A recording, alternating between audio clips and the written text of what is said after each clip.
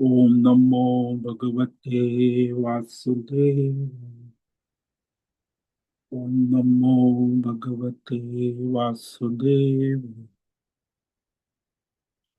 ओम नमो भगवते वासुदेव। ओम नमो भगवते वासुदेव। ओम नमो भगवते वासुदेव। ओम नमो भगवते वासुदेव। ओम नमो भगवते वासुदेव।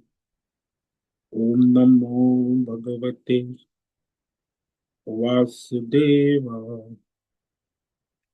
ओम नमो भगवते वासुदेव। ओम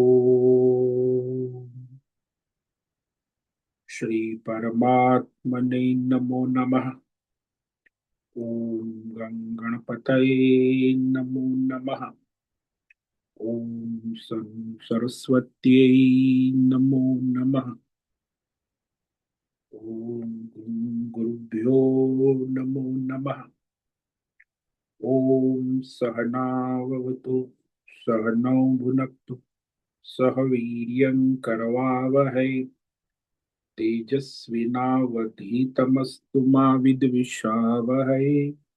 ओम शांति शांति शांति।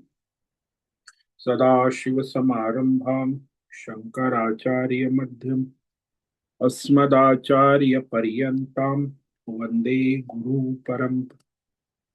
वन्दे गुरुपरम्पराम्।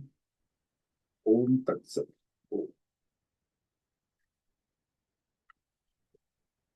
आप सभी ऑनलाइन नेटवर्क पर उपस्थित भगवत गीता श्रवण साधकों को आज ऋषिकेश से हमारा प्रातः का अभिवादन अभिनंदन अभिवंदन। हरि ही ओम। हरि ही ओम। हरि ओम। हम सबको आज का यह दिव्य जीवन तन मन धन जन देश काल विषय वस्तु परिस्थिति अवस्थाएं व्यष्टि समष्टि आध्यात्मिक भौतिक दैविक क्षेत्र सभी को अपने अपने वर्तमान जन्म और पूर्व जन्मों में किए गए संचित कर्मों पाप पुण्य धर्म अधर्म मिश्र सकाम निष्काम सात्विक राजसी तामसी अनेक प्रकार के कर्मों के पके हुए फल स्वरूप वर्तमान में आज सभी को अपने अपने ईश्वरीय प्रारब्ध अनुसार अचिंत्य योग माया के माध्यम से आज का दिन आज का जीवन प्रसाद स्वरूप में प्राप्त हुआ है। अतः आज का यह जीवन परमार्थ हेतु निष्काम सेवा यज्ञ देव यज्ञ ऋषि यज्ञ पितृ यज्ञ मानवता यज्ञ भूत प्राणी यज्ञ सात्विक दान शारीरिक वाचिक मानसिक तप निष्काम कर्म योग ध्यान योग भक्ति योग ज्ञान योग साधना स्वाध्याय वेद शास्त्रों का अध्ययन अध्यापन उपासना आराधना के लिए समर्पित करे और करवावे। अत्यंत दुर्लभ मनुष्य जीवन को परमार्थ हेतु सार्थक करे और करवावे। आज विक्रम संवत 2082 माघ मास कृष्ण पक्ष की चतुर्दशी तिथि सायं 5:33 तक है। उसके बाद अमावस्या लग जाती है। आज श्रवण नक्षत्र है रात्रि 8:46 तक। उसके बाद धनिष्ठा नक्षत्र लग जाता है।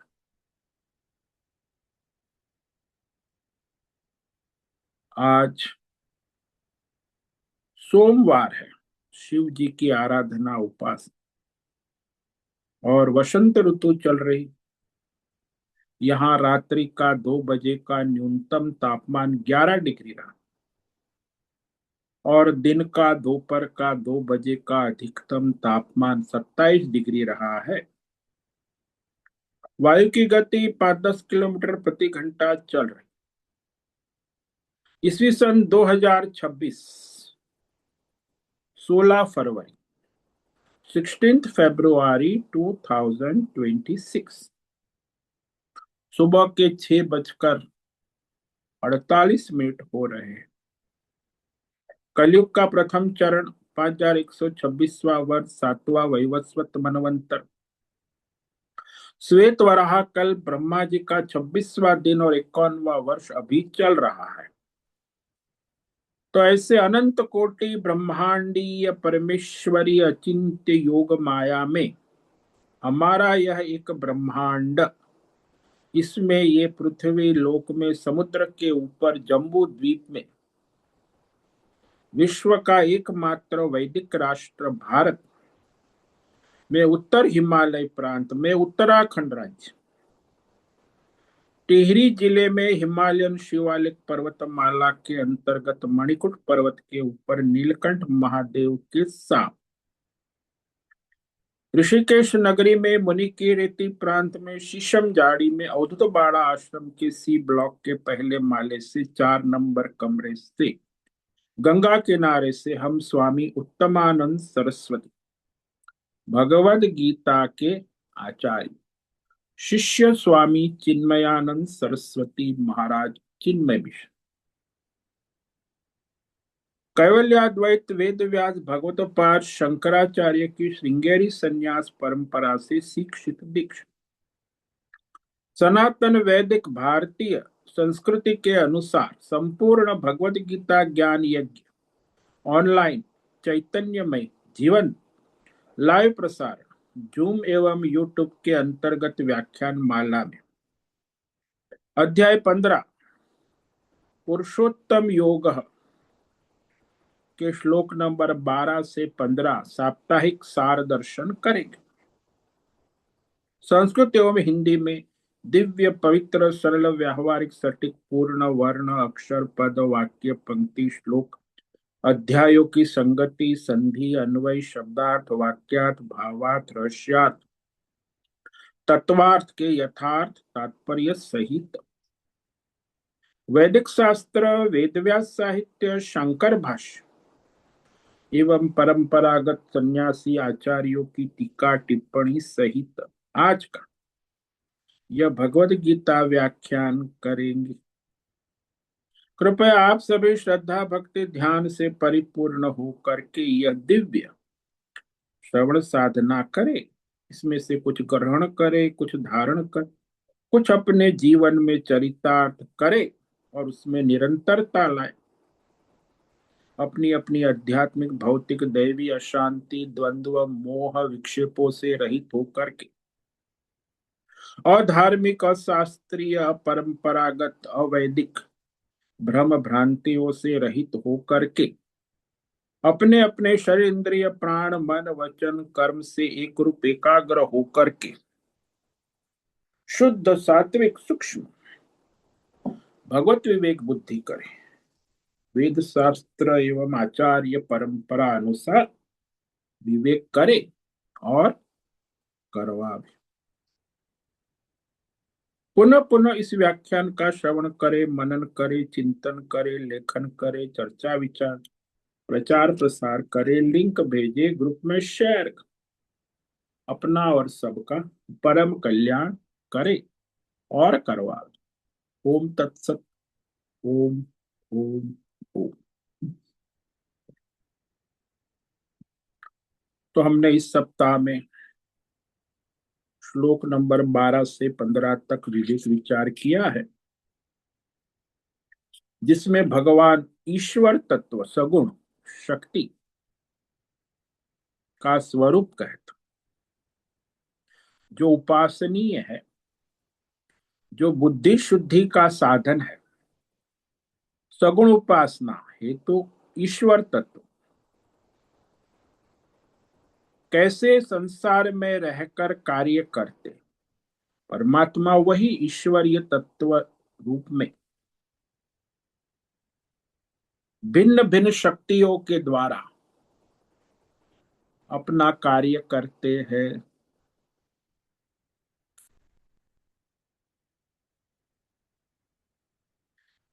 ये कह रहे हैं 12 से लेके 15 तक ईश्वरीय तत्व।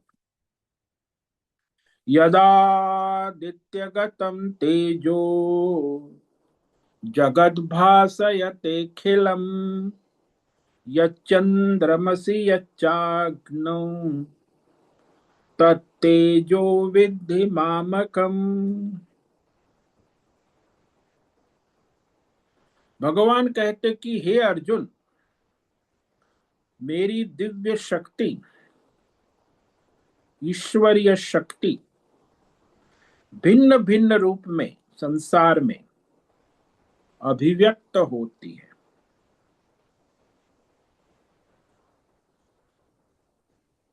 जो सूर्य में स्थित आदित्य गतम यत तेज, सूर्य में जो उपस्थित तेज है, आभा है, प्रकाश है, जिसे धूप कहते हैं, गर्मी कहते हैं,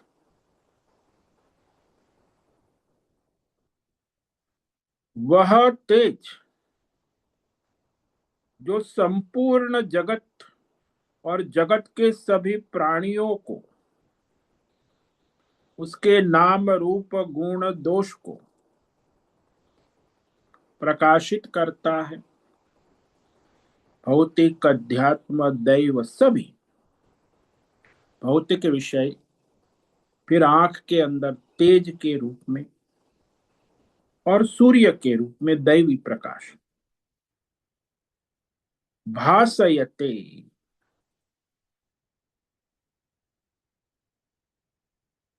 संपूर्ण संसार को दिखाता है। जैसे आप देख रहे हो तो प्रकाश सूर्य का, आंख के अंदर भी उसका तेज, आध्यात्मिक तेज, और बाहर का जो विषय आप देख रहे हो, कुर्सी टेबल मकान, तीनों को एक साथ प्रकाशित करता है।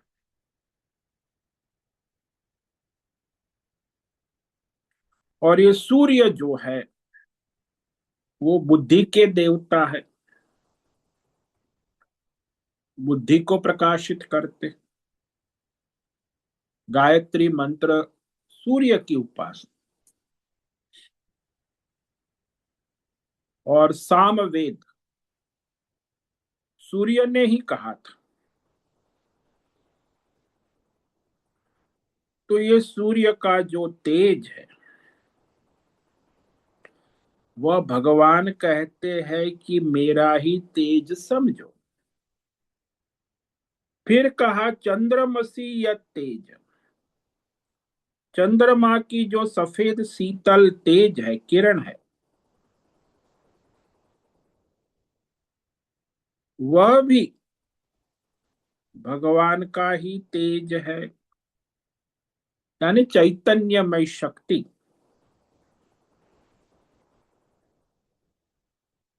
तो भगवान की चैतन्यमय शक्ति सबको चैतन्यमय करती, और वो प्रकाशित होते अपनी अपनी प्रकृति शक्ति के अनुसार। अग्नि में जो तेज है, वह भी भगवान का ही तेज है।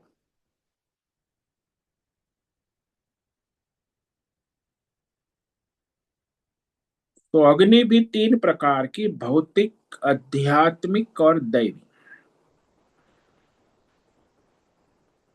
तो जो जुगनू में प्रकाशित होती है वो आध्यात्मिक तेज, दीपक में प्रकाशित होता है भौतिक तेज,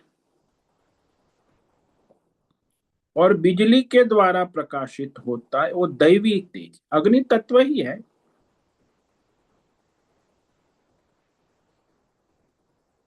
ये सारा जो तेज है, प्रकाश, सब प्रकाशों को प्रकाशित करने वाला स्वयं प्रकाश परमात्मा का प्रकाश है।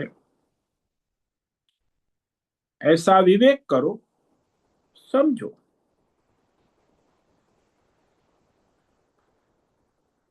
तो ये सूर्य जो है बुद्धि के देवता है, चंद्रमा है हमारे मन के देवता है, और अग्नि है ये वाणी के मैं जो बोल रहा हूं आप सुन रहे हो, ये वाणी के देवता अग्नि है। इस प्रकार भगवान आध्यात्मिक, भौतिक और दैवी तीनों रूप में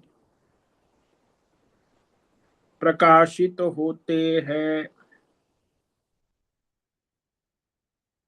तो भिन्न भिन्न शक्तियां, सगुण, विभूति जिसे कहते, ये भगवान कहते आए। वैसे 7वें अध्याय में भी अपनी दैवी शक्ति कहा विभूति, 9वें अध्याय में भी कहा, 11वें अध्याय में भी 84 विभूति शक्ति सगुण उपासनीय, उसी को यहां फिर से कह रहे हैं।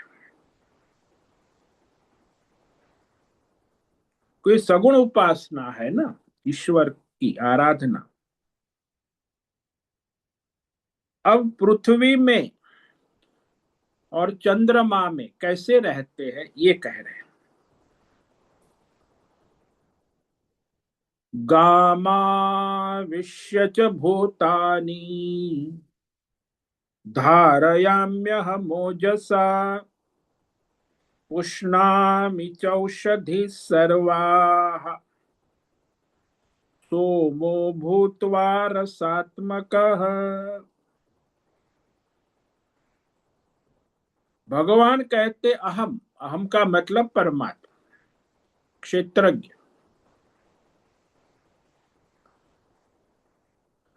गाम आविश्य, गाम यानी पृथ्वी, पृथ्वी में प्रवेश करके यानी पृथ्वी को धारण करके, ओजसा अपनी चैतन्यमय शक्ति के बल से संपूर्ण प्राणी, स्थावर जंगम को धारण करता हूं। 84 लाख प्राणी, नर और मादा, और उनके बीच मुख्य तो बीज है, तो बीज के द्वारा फिर वो सृष्टि चलती रहती।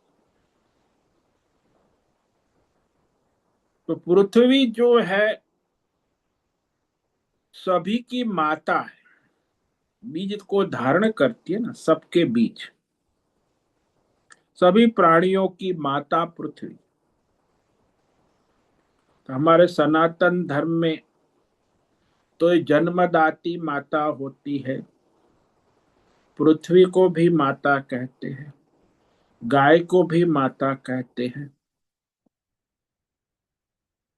तो इस प्रकार वह समस्त प्राणियों को धारण कर,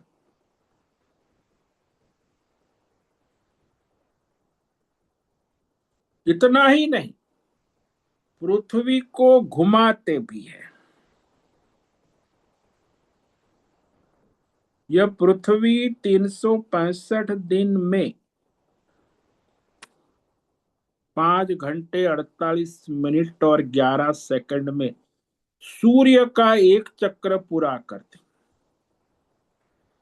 पृथ्वी अपनी धरी पर 24 घंटे में स्वयं का अपना एक चक्र पूरा करते, ये भी भगवान ही धारण करते। उसमें समय में कभी 1 सेकंड का भी फर्क नहीं होता। तो पृथ्वी में गुरुत्वाकर्षण के रूप में, पृथ्वी को सूर्य के आसपास घुमाने में, पृथ्वी को अपने स्थान में टिकाए रखने में, पृथ्वी को अपने स्थान में घुमाए रखने में, और पृथ्वी पर सभी प्राणियों के बीज को धारण करने, भगवान कहते हैं वह मैं ही करता। यानी भगवान की जो ओजसा शब्द है ना, चैतन्यमय शक्ति बल से, ये भौतिक बल नहीं है, चैतन्यमय बल है, सामर्थ्य जो शक्ति है, जो बिजली की शक्ति है, वो सारे कमरे को प्रकाशित करती है ऐसे। और कहा, रसात्मक सोम भूतवा सर्वाह औषधि पुष्णा। रसमय, रस स्वरूप चंद्रमा की किरण, सोम यानी चंद्रमा की किरण, क्योंकि पिछले श्लोक में चंद्र कह दिया है, अब यहां चंद्रमा की किरण के तेज, तो चंद्रमा की किरण बनकर भूतवा संपूर्ण औषधियों में 6 प्रकार के रस को भरकर उसे पुष्ट करता हूं। इसलिए जो मीठा है, नमकीन है, खट्टा है, तीखा है, कड़वा है और कसैला है, 6 रस चंद्रमा की किरणों के द्वारा भरे जाते और उसकी मिलावट से लाखों प्रकार के रस बन जाते। तो सभी वनस्पतियों का स्वाद भिन्न भिन्न होता है। इस सब में मूल तो 6 रस ही है, लेकिन उसकी मात्रा कम ज्यादा हो जाती है तो उसका स्वाद बदल जाता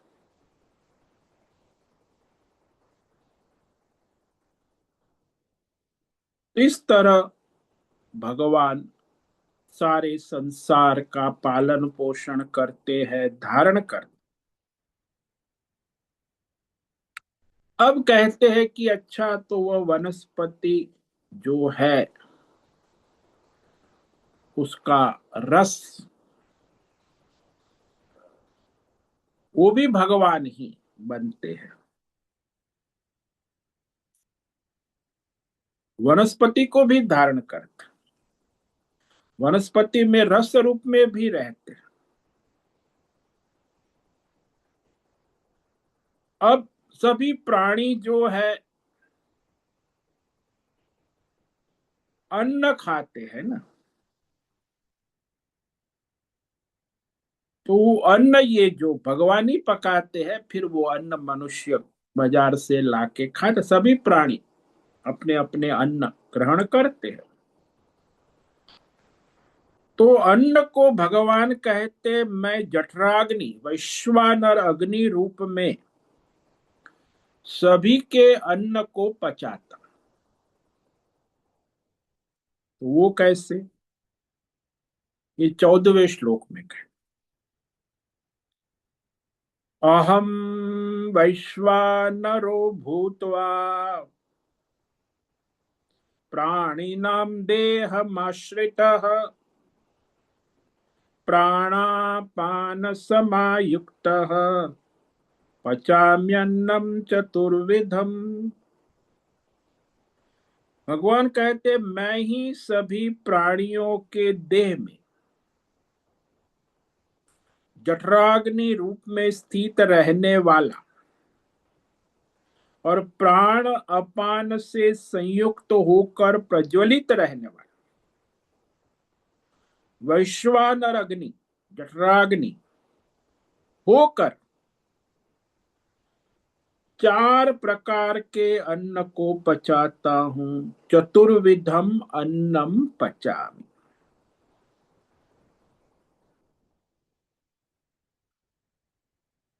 तो ये प्राणी 4 प्रकार के अन्न ग्रहण करते हैं, भक्ष्य, भोज्य, लेह्य और चोष्य। जो रोटी है, पूड़ी है, चबा चबा कर खाया जाता है उसे भक्ष्य कहते। जो निगल दिया जाता है, जैसे दूध है, मट्ठा है, भोज्य। जो चाटा जाता है, लेह्य, चटनी है, शहद है। और जो चूसा जाता है, गन्ना है, आम है, स्तनपान है। तो ये सारा 4 प्रकार के अन्न जो मनुष्य प्राणी ग्रहण करते हैं, तो उसको मैं जठराग्नि बनकर उसे पचाता हूं। अन्न रस, और उसके पहले उसमें फिर सप्त धातु, रक्त, मांस, चर्बी, हड्डी, हड्डी का मावा और बीज, ये सारा भगवान कहते हैं मैं करता हूं, पचाता भी हूं। और पचाने के बाद सप्त धातुओं का निर्माण करता हूं। तो क्रम से होती है। जैसे अन्न रस आपने खाया तो उससे रक्त होता है, रक्त से मांस, मांस से चर्बी, चर्बी से हड्डी, हड्डी से मावा और मावे से बीज। इस प्रकार यह सारा भगवान करते हैं। तो यहां जो मनुष्य 4 प्रकार के अन्न खाते हैं, उसमें भी अन्न जो है पृथ्वी तत्व प्रधान होता। जो पृथ्वी तत्व, जिसमें फल है, अन्न, रोटी है, दाल है, चावल है, गेहूं चावल, सब्जी है, ये पृथ्वी तत्व प्रधान अन्न है। जल तत्व प्रधान अन्न जो है वो चातक पक्षी लेता है। स्वाति नक्षत्र का जो जल है। अग्नि तत्व को भी चकोर पक्षी का आहार अग्नि तत्व है। और योगी जो है वो भी अग्नि तत्व से अपना जीवन जीते।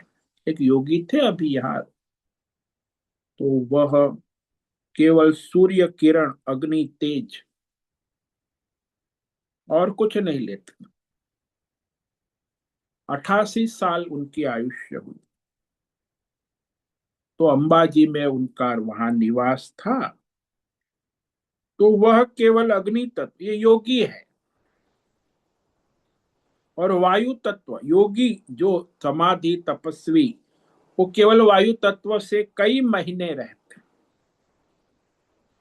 सर्प भी वायु तत्व से कई महीनों तक जीवित रहता है।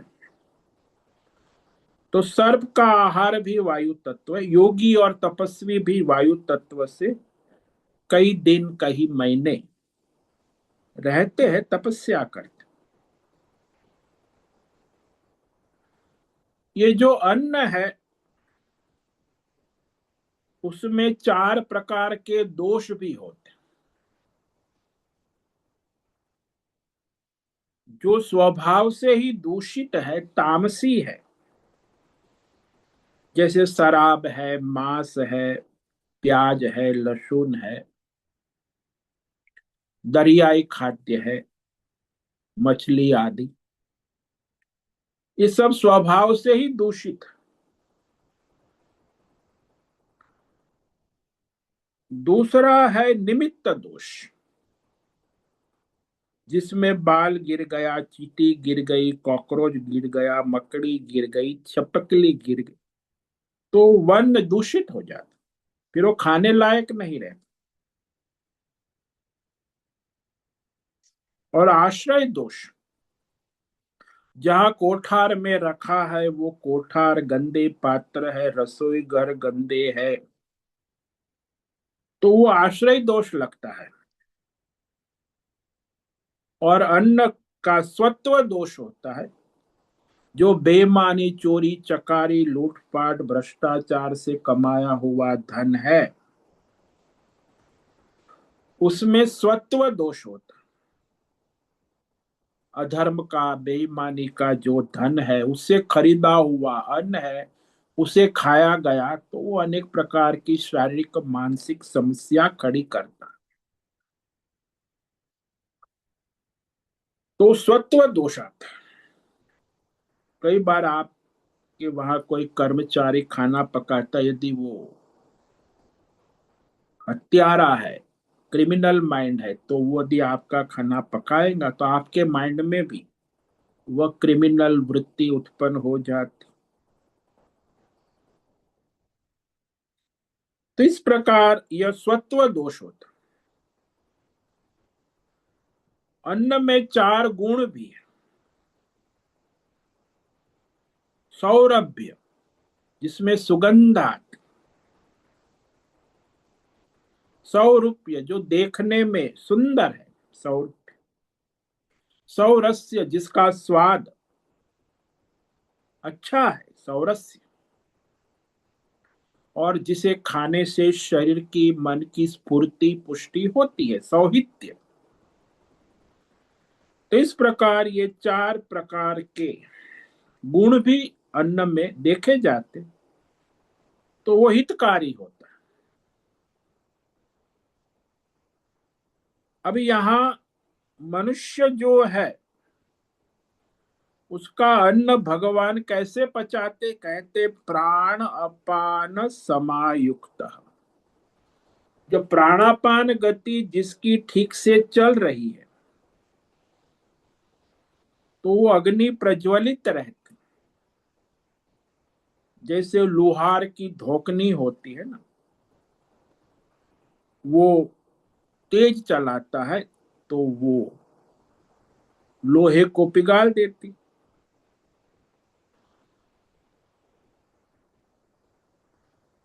तो यही प्राणापान गति जब तक ठीक चलती है, तब तक ये जठराग्नि प्रज्वलित रहती। ये आपने देखा होगा, जब किसके प्राण रुक गए तो उसका शरीर ठंडा पड़ जाता है।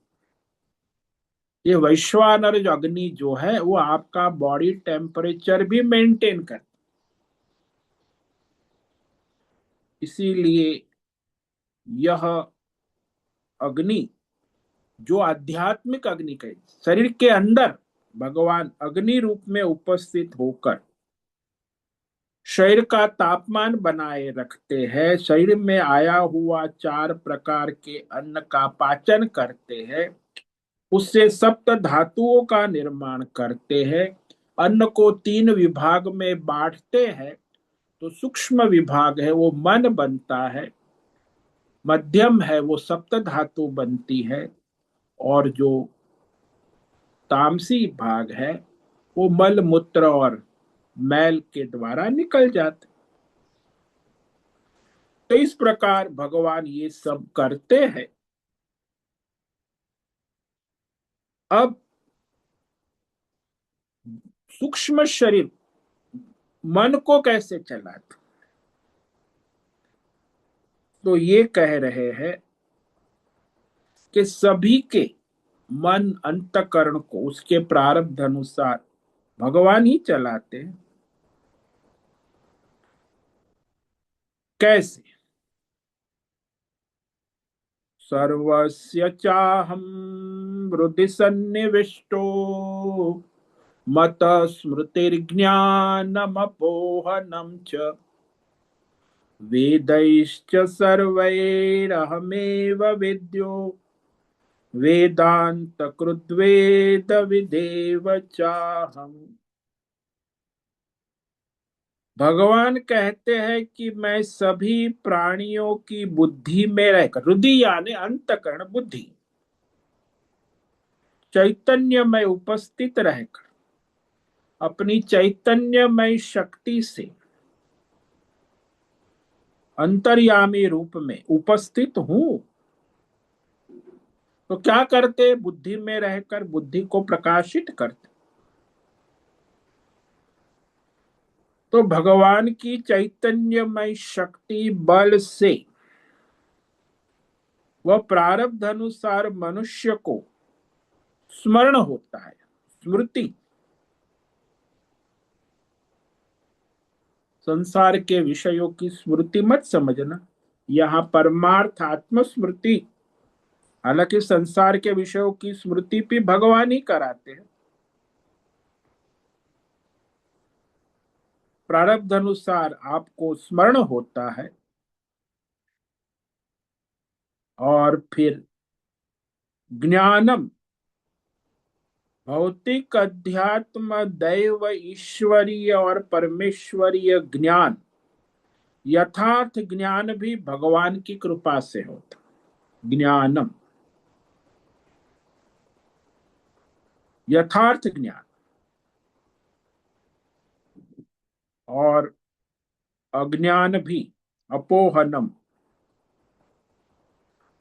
गलत ज्ञान, गलत धारणा, गलत मान्यता, तो वह भी भगवान के द्वारा ही प्रकाशित होता है।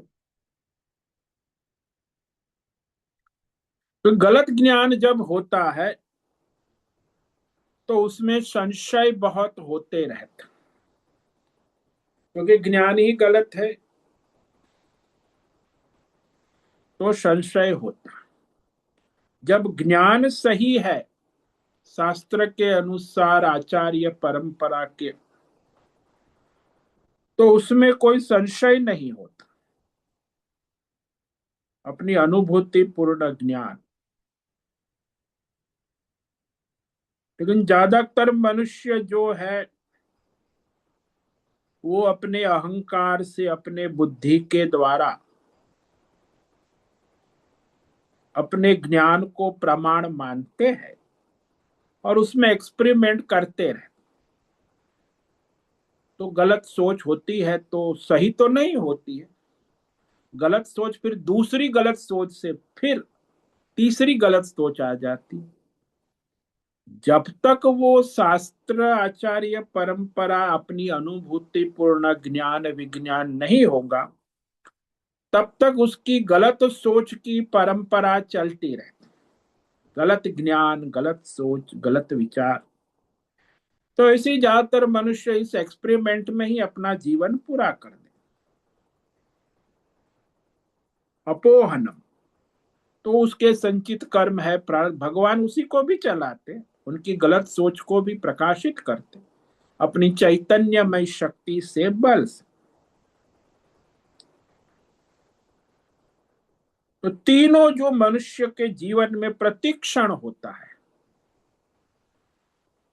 प्रारब्ध अनुसार स्मृति होती है देश काल विषय की। कौन स्मृति कराता है? और प्रारब्ध अनुसार भौतिक, अध्यात्म, दैव, ईश्वरी और परमार्थिक, चार प्रकार के ज्ञान और चार प्रकार के अज्ञान, यानी गलत ज्ञान, वो भी भगवान कहते मैं ही प्रकाशित। हाँ, उसके कर्म के अनुसार, प्रारब्ध के अनुसार भगवान उसे प्रकाशित करते हैं। मनुष्य सोचता है कि मैं कर रहा हूं,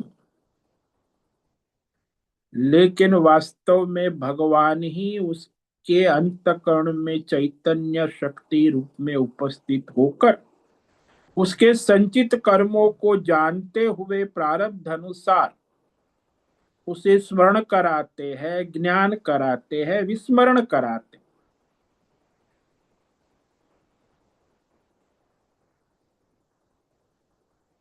तो यहाँ यह स्पष्ट हुआ कि अंतकण को प्रकाशित करने वाले परमात्मा ही है। आप कहते हो मेरी बुद्धि को मैं चलाता हूं, आप नहीं चला रहे। आपकी बुद्धि आपके कर्मों के अनुसार ईश्वर ही चला रहा है।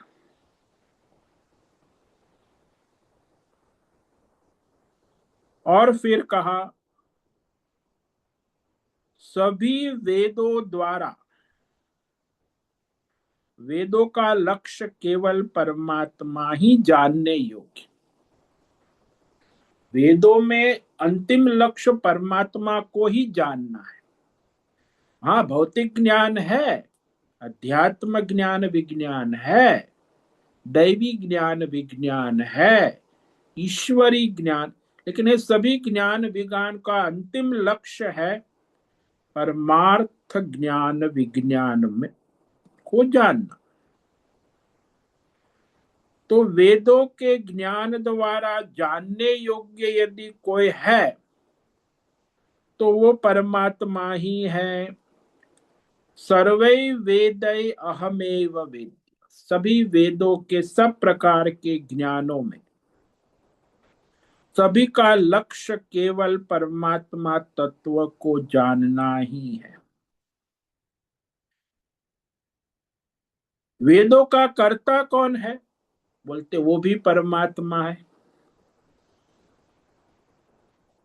वेदों के रहस्य को जानने वाला कौन है? वो भी परमात्मा है। तो इस तरह सब चैतन्यमय परमात्मा के द्वारा ही वेदों का ज्ञान प्रकट होता है और वेदों के ज्ञान से परमात्मा जाना जाता है और वेदों के ज्ञान को जानने वाले आचार्य भी परमात्मा ही है। तो इस प्रकार आज हमने जो है ये 4 श्लोक पर विवेक विचार किया है। वैसे साप्ताहिक सत्संग कल महाशिवरात्रि थी तो नहीं हुआ था, तो आज ये साप्ताहिक सत्संग जो 4 श्लोक है ये ईश्वरीय तत्व का स्वरूप, कैसे ईश्वर संसार में रहकर सबका संचालन करते हैं। सूर्य में स्थित तेज रूप में जगत को प्रकाशित करते हैं, चंद्रमा में तेज रूप में अग्नि का तेज बनकर भगवान ही उसे प्रकाशित करते, पृथ्वी में प्रवेश करके अपनी शक्ति से पृथ्वी को घुमाते हैं, धारण करते हैं, पृथ्वी के सारे प्राणियों को धारण करते हैं, प्राणियों के बीज को धारण करते अपनी चैतन्यमय शक्ति के द्वारा, रस रूप होकर चंद्रमा की किरणों से सभी वनस्पतियों में रस भरते हैं। 6 प्रकार के रस है ना, और सभी प्राणियों के पेट में नाभि के ऊपर जठराग्नि रूप में वैश्वानर अग्नि कहा है, वो प्रज्वलित रहती है। कैसे? प्राण अपान समायुक्त, प्राण और अपान से संयुक्त होकर वैश्वानर अग्नि होकर सभी प्राणियों के खाए हुए 4 प्रकार के अन्न को पचाता और उसके 3 विभाग करता हूं। सूक्ष्म विभाग मन बनता है, मध्यम विभाग सप्त धातु और अधम विभाग मल मूत्र और मैल के द्वारा निकल जाता।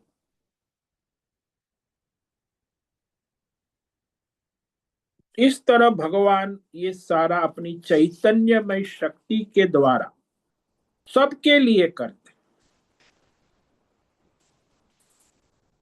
फिर कहा बुद्धि में रहकर भी क्या करते?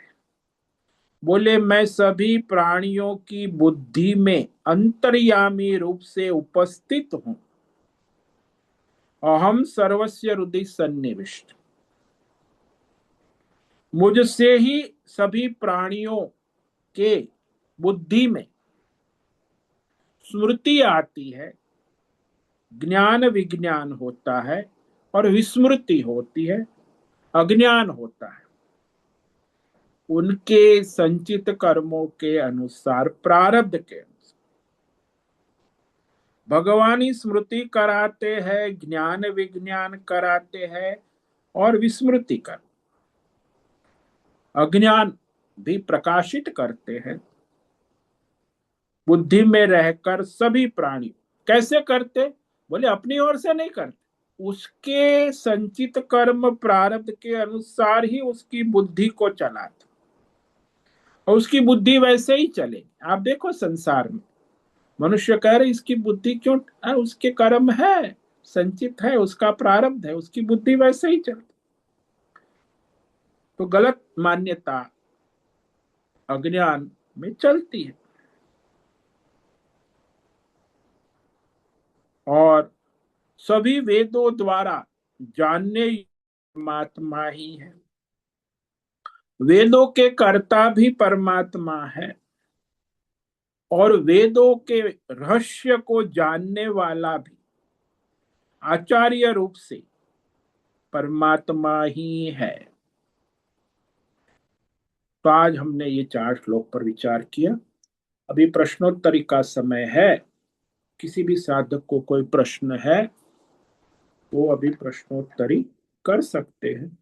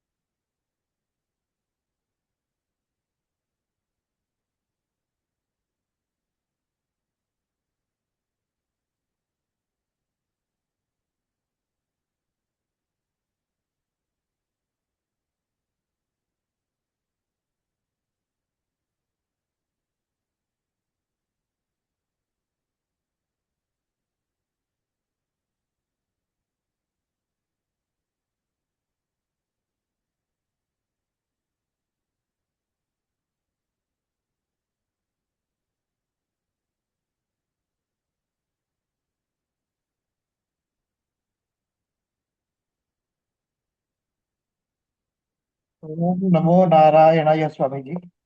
हाँ, राजेश मोलकर बोलिए।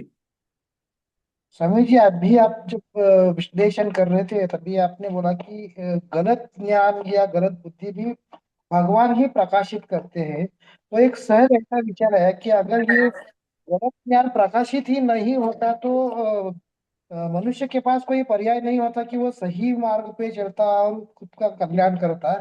तो इसका ये गलत ज्ञान प्रकाशित करने का प्रयोजन क्या है? नहीं, उसके तामसी कर्म है, पाप कर्म है, अधर्म है, तो उसकी बुद्धि में गलत ज्ञान प्रकाशित होता है। और जिसके सात्विक कर्म है, सात्विक, तो उसके अंदर सही ज्ञान प्रकाशित। तो आप देखो संसार में जो लोग तमोगुणी प्रधान है, उसकी बुद्धि गलत ज्ञान में चलती, क्योंकि उसकी संचित कर्म तमोगुणी है, पापी है, अधर्म है। सो उसकी बुद्धि में अज्ञान ही प्रकाशित होता है। तो जीवन में कभी धर्म कर्म यज्ञ दान तप कोई किया ही नहीं, तो उसके अंदर फिर यह गलत ज्ञान, गलत सोच चलती रहती है। इसलिए उसी के कर्मों के अनुसार भगवान प्रकाशित करते हैं। जैसे रावण है, कुंभकर्ण है, विभीषण है, सबकी बुद्धि है। वह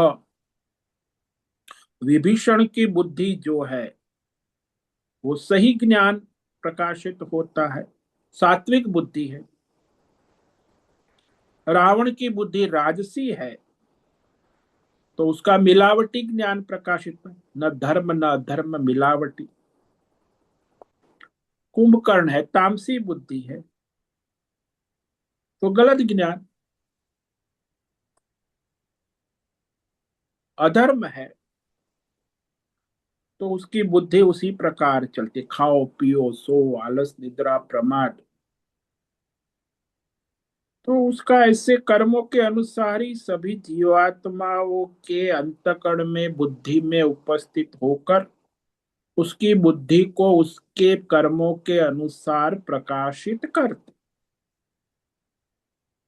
इसीलिए प्रारब्ध अनुसार होता है ना, उसके संचित है,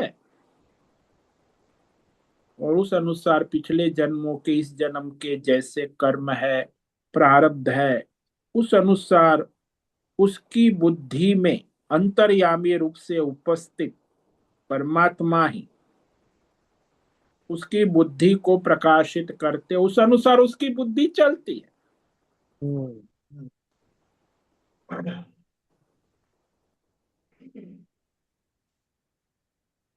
इसलिए जिसकी जैसे कर्म है, प्रारब्ध है, उसी अनुसार भगवान उसे चलाते। कोई सात्विक है तो उसकी बुद्धि सही ज्ञान में चलती, राजसी है तो उसका मिलावटी ज्ञान होता है, सही गलत मिक्स। तामसी प्रकृति वाला है तो उसका ज्ञान गलत सोच होती है, गलत ज्ञान होता है।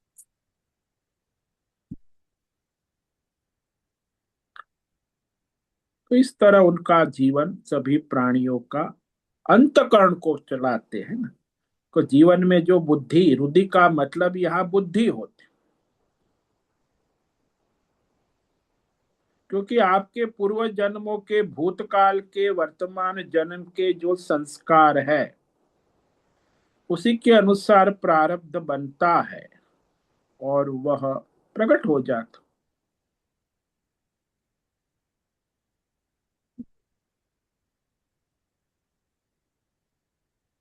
यहाँ निरंतर जैसे संस्कार है, जैसे टेप होती है ना, टेप रिकॉर्ड जो है, वीडियो है, और जैसा रिकॉर्डिंग हो वैसा प्रकट हो जाता है। सात्विक वीडियो हो, राजसी वीडियो हो, तामसी वीडियो हो, तो वह भीतर भगवान बुद्धि में उसी अनुसार उसकी बुद्धि को प्रकाशित कर देते।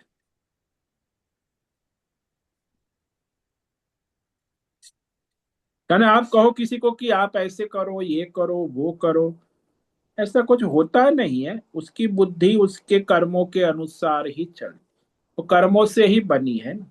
पुण्य किया है तो पुण्य सात्विक बुद्धि है, पाप पुण्य मिश्र किया है तो राजसी बुद्धि है, पाप अधिक किया है, अधर्म किया है तो तामसी बुद्धि है। तो उसकी बुद्धि वैसे चलेगी और भगवान उसे चलाएंगे।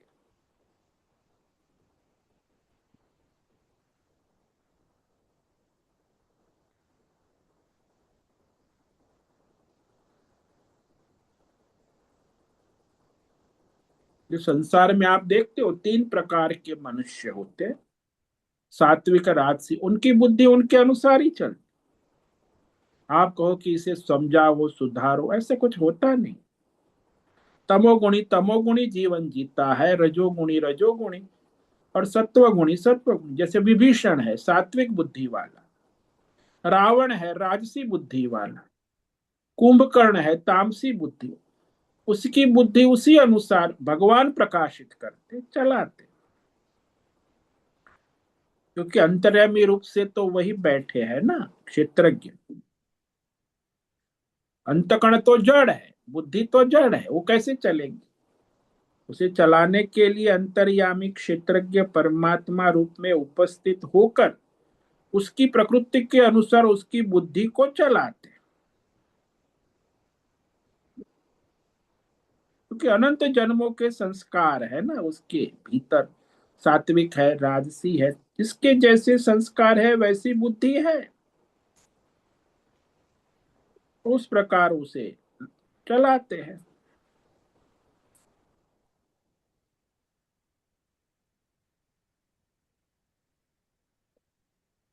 धन्यवाद स्वामी जी। ओम नमो नारायणाय। ओम नमो नारायण।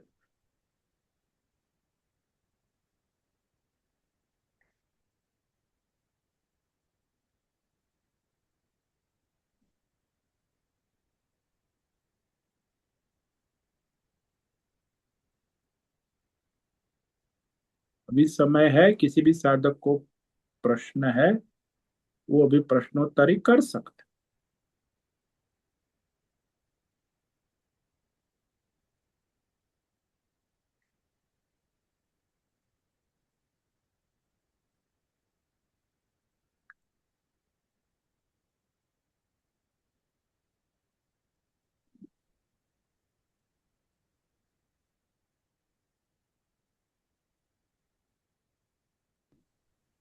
ओम नमो नारायण स्वामी जी। हाँ बोलिए उषा। स्वामी जी, तो इसका मतलब है कि हमारा जीवन प्रारब्ध संचित के पर ही निर्भर है ना। हाँ हाँ, उसी के अनुसार चले, आप चाहे कुछ भी करो, ऐसा कुछ होता नहीं है। जो प्रारब्ध के अनुसार ही आप अपने साधन भजन कर सकते हो। तन मन धन जन सब जो है ईश्वर के ऑर्डर में चलता है।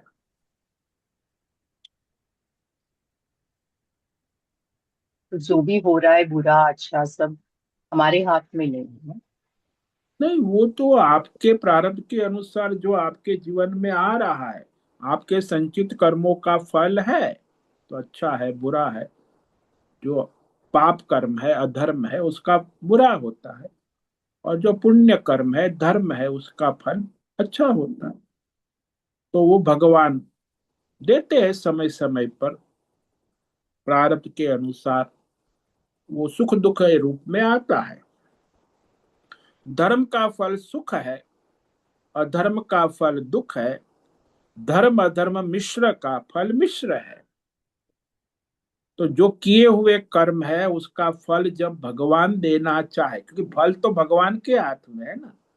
अब किस कर्म हम्म। का फल कब कहाँ देना है वो भगवान निर्धारित करते हैं। तो कभी सुख देते हैं, कभी दुख देते, कभी मिश्र फल देते, जैसे कर्म है। आप चाहो वैसे आपको फल नहीं मिलता। आप जब चाहो कि मुझे मेरे कर्म का ऐसा नहीं होता। ईश्वर चाहे तब उस समय वहां प्रारब्ध के अनुसार उसे उसके कर्मों का फल प्रदान किया जाता। वो देश काल परिस्थिति सब खड़ी हो जाती, और उसके कर्मों का सुख दुख मिश्र फल उसे मिलता है।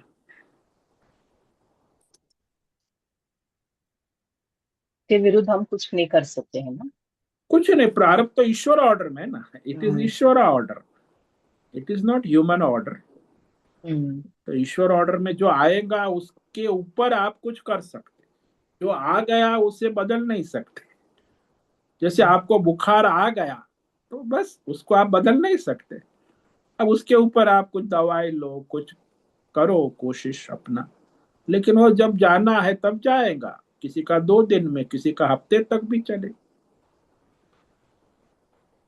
वो इसके प्रारब्ध लिए है। तो मन, हाँ। हाँ मन में विश्वास होनी चाहिए ना कि अ, परमात्मा ही कर रहे हैं। वैसे हम जानते हैं परमात्मा ही करवा रहे हैं, पर भी फिर भी हम सोचते हैं क्यों ये हो रहा है, क्यों ऐसे हो रहा है।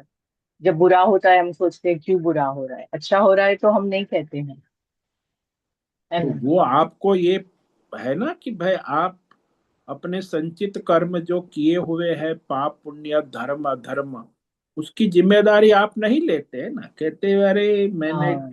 तो आपने हाँ। किए हैं उसका फल आता है, दूसरे का तो कोई आता नहीं। It is non transferable. आपने जो यस। धर्म किया इस जन्म में, पिछले जन्म में धर्म अधर्म मिश्र जैसे कर्म किए, उसी अनुसार वर्तमान में प्रारब्ध अनुसार ईश्वर आपके लिए फल निर्धारित करते। फल दाता तो वही है ना, प्रारब्ध के अनुसार। जो फैमिली में है, इमीडिएट फैमिली में जो भी है, सबका वही है ना, मतलब उनका इंडिविजुअल ये है ना, उनके कर्म के अनुसार। हाँ, इंडिविजुअल भी है, समष्टि भी प्रारब्ध है ना, दोनों होता है। ऐसे। इंडिविजुअल भी होता है। जैसे आप हम्म। समझ लो कि वो बीमार हो गया, तो उसका इंडिविजुअल प्रारब्ध है। हाँ। और फिर वहां घर लिया, घर में सब रहने लगे, तो समष्टि प्रारब्ध।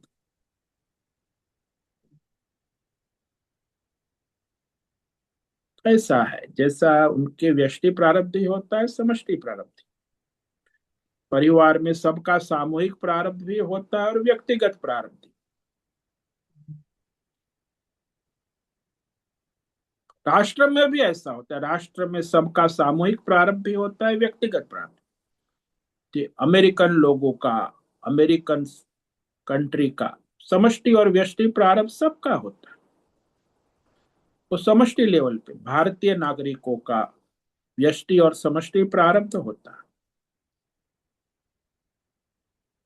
तो व्यष्टि प्रारब्ध तो उसके व्यष्टि कर्म के अनुसार आते हैं, समष्टि प्रारब्ध उसके समष्टि कर्म के अनुसार आते। जैसे आपने समष्टि कर्म किए कुछ देश के लिए, राष्ट्र के लिए समष्टि, तो समष्टि प्रारब्ध रूप में। आपने अपने व्यष्टि कर्म किए तो व्यष्टि प्रारब्ध के रूप में।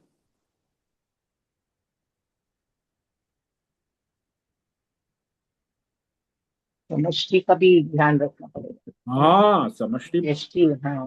हाँ दोनों प्रारब्ध तो चलेगा। समष्टि से आपका हिसाब किताब है तो समष्टि प्रारब्ध आएगा।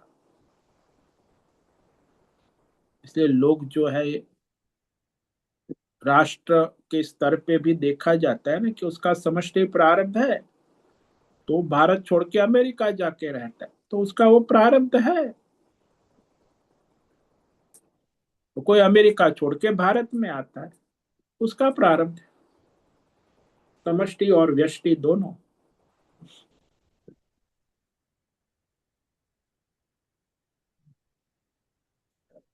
इसलिए यहाँ तो बात ये है कि मुख्य मनुष्य को जो वर्तमान है उस क्षण में सावधान होकर जो आ रहा है उसको ईश्वर की ओर देखकर अपना उचित स्वधर्म करे,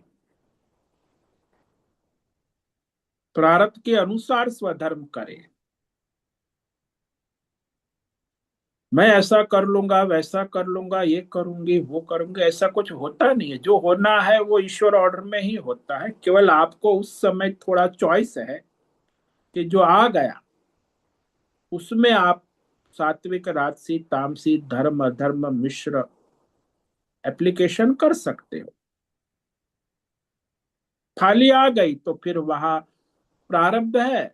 अब उसमें आपको सात्विक खाना है, राजसी के तीनों प्रकार का मिक्स है। बफेट लगा हुआ है, 60 आइटम है, सात्विक भी है, राजसी भी है, तामसी भी। बफेट डिनर में आपका प्रारब्ध है तो कहीं नहीं, मेरा प्रारब्ध है, मैं सब खाऊंगी, तो फिर गए आप। विवेक वहां हम्म, चॉइस है। हम्म, बफेट तो लगा हुआ है, आपको सेल्फ सर्विस करनी है, जो चाहिए तो आप जो सात्विक चॉइस कर सकते, राजसी भी कर चॉइस, तामसी भी कर, मिलावटी चॉइस भी कर सकते। वो करेंगे, वो फिर उसका प्रभाव पड़ेगा आगे, संस्कार बन जाएगा, उस अनुसार फिर वह आगे भी चलता रहेगा।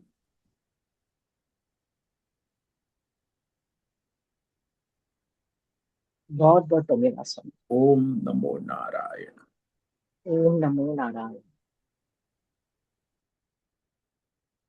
स्वामी प्रणाम। हाँ बोलो नीरज। स्वामी, जैसे हम महाभारत में देखते हैं, उधर वो कौरव कहते हैं कि भाई मैं जानता हूं कि मैं ये गलत काम है, मैं इनको इनकी जमीन का कुछ हक देना चाहिए, जो भी युद्ध नहीं होना चाहिए, फिर भी पता नहीं कौन सी शक्ति मुझसे कार्य करा रही है। तो क्या स्वामी जी, हमारे कर्म तो देखिए विपरीत होते हैं, तो हम वर्तमान हो या भूतकाल हो, कुछ ना कुछ कर्म हमने करे होते हैं, तो वहां भी भगवान चाहते हैं युद्ध ना हो, उसे समझाने आते हैं, फिर भी युद्ध होता है। तो मतलब भगवान की चाह भी हमारे प्रारब्ध के सामने हल्की पड़ जाती है। ये भगवान तो खाली सलाहकार है, चाहते नहीं है कि ऐसा होना चाहिए। वो तो सलाहकार है। बाकी प्रारब्ध के अनुसार जो होना है वो भी जानते हैं कि उसका प्रारब्ध है, कौरवों का वो होना है, पांडवों का प्रारब्ध है उसी तरह होना है। वो तो सलाहकार है, केवल सलाह देते हैं। बाकी तो होना है वो होना ही है।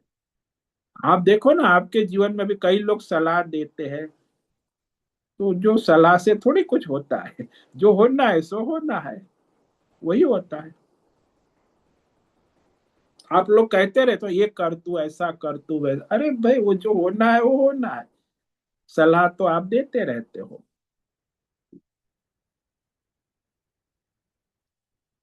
भगवान भी सलाह देते हैं, लेकिन जो होना है प्रारब्ध के अनुसार वही होता, वो भी जानते हैं।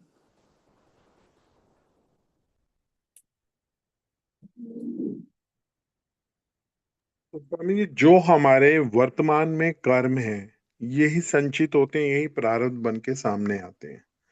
तो क्या मतलब हम लोग समझ नहीं पा रहे हैं कि हमें गलत व्यवहार से बचना है? कुछ तो ऐसे कर्म होते हैं जो हमारे पूर्व प्रारब्ध के कारण फिर से हम उन गलत कार्यों में जुट जाते हैं, लग जाते हैं। लेकिन कुछ ऐसे होते हैं अपने को हम बचा भी लेते हैं, नहीं भाई नहीं छोड़ो। तो हम्म। मतलब ये जो कर्म की शैली है, मतलब हमारे कहीं निश्चय में कमी होती है जिस कारण से हम निषेध कर्मों में लग जाते हैं और विधि कर्मों से दूर हो जाते हैं। नहीं, ऐसा नहीं है। प्रारब्ध यदि आपका मंद है तो आप उसे काबू में कर लेते, प्रारब्ध मध्यम है तो नहीं काबू हो पाता, तीव्र है तो आप गलत काम कर ही लेते हो। तो प्रारब्ध भी तीन प्रकार से आता है ना, मंद, मध्यम और तीव्र। तो मंद है उसे आप काबू कर लेते, तीव्र है तो फिर आप काबू नहीं कर पाते।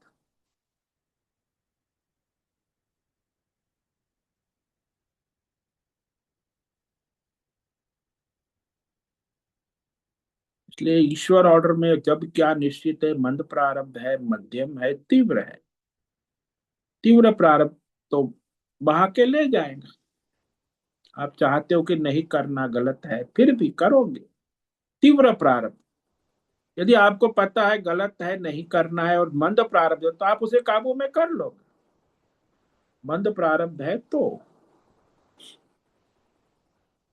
तो इसका मतलब स्वामी, जैसे अब पीछे आपने उत्सव में समझाया था कि जो मोहिनी प्रकृति है, तो हाँ। हमें हर वक्त अपने सत्य संकल्प और सत्य काम भावनाओं पे, निष्काम भाव पे निश्चय करके जीवन में लगे रहना चाहिए। हाँ, वो चॉइस आपको है। बाकी परिस्थिति आती जाती रहेंगी प्रारब्ध के अनुसार। मतलब हमें अपने निष्काम भाव को कोशिश जितना हो सके करें, उसके हम्म। बावजूद भी कोई गलती हो रही है तो प्रभु अर्पण बुद्धि रखें फिर। हाँ, वो प्रारब्ध ईश्वर समर्पण भाव से अपना स्वधर्म करे, जो भी हो। क्योंकि हर वस्तु अपने काबू में नहीं होती ना। जब भी मंद प्रारब्ध है तो काबू में होता है, तीव्र प्रारब्ध हमारे काबू में नहीं होता, ईश्वर के ऑर्डर में। तो हम्म। वहां तो ईश्वर की ऐसी इच्छा है, तो फिर क्या करें। जी स्वामी जी, काफी अच्छी तरीके से स्पष्ट हुआ कि निष्काम जितना हो सके कि अपने हम्म। सत्य संकल्प और सत्य भावनाएं बनी रहनी चाहिए, अन्यथा तो नहीं, कम मालूम कौन सी खाई खाई में गिर जाएंगे हम। हाँ, वो तो ऐसे ही विवेक जागृत हो तो काम हो जाता है। जी स्वामी जी, ओम नमो नारायण। ओम नमो नारायण। ठीक है, आज उपस्थित है आप प्रकाश आनंद दोसा, होस्ट है राजेश मोलकर, अजय रत्न पारखी, अनुराधा जेठे, भक्ति गवास, बीना चितलिया, बी आर मोहन, चैतन्य ठाकुर, दिव्या पटेल, जयंती पांडा, लीलावती बड़ेकर, मीरा उच्छिल, नागराज अक्कल, नीरज जैन, पंकज भट्ट, प्रभाकर अक्कल, पृथ्वीराज मालव, पूनम पास्ते, राय बहादुर कपूर, राम सेवक यादव, रंजना जादव, शिवानंद पारे, सुनील ठाकुर, उषा मेनन और विशाल। तो आज इतने साधक उपस्थित है। आज आपका दिन मंगलमय हो, परमार्थ करे और सबका कल्याण करे। सभी को आज का ओम नमो नारायणाय। ओम नमो ओम नारायण। नमो नारायण। नारायण। ओम नमो नारायण स्वामी जी। नारायण। ओम नमो नारायणाय स्वामी जी। नारायण। ओम नमो नारायण स्वामी। नारायण।